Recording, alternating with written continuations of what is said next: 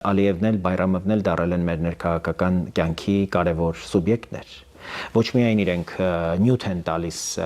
Ռոբերտ Քոչարյանի եւ Սերժ Սարգսյանի ու նրանց շրջանակի համար անընդհատ քաղաքական հայտարարություններով ավելի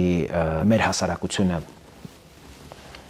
անհանգիստ պահելու համար։ Նաեւ իրենք են իրենց հարցազրույցներով արդեն ուղիղ դառնում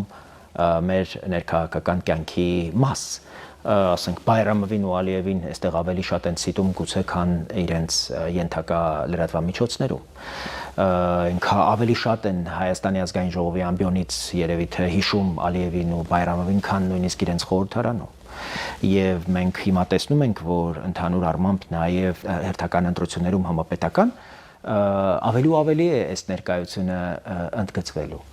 Մենք պիտի ամեն ինչ անենք նաև ստրատեգիական այս կոմունիկացիոն, այս նոր մարմինները, որ ստեղծվում են Հայաստանում, պիտի առավել զգուշ լինենք եւ թույլ չտանք, որպեսզի այդ ներգրավվածությունը, որքան էլ իրենք հարցազրույցներ տան, որքան էլ իրենք հայտարարություններ անեն, գոնե ներսում մենք կարենանք առավելապես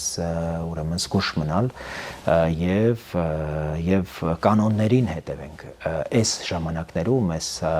Հայաստանի համար ճակատագրական ժամանակներում ավելի պատշաճ վարկ դրսևորենք։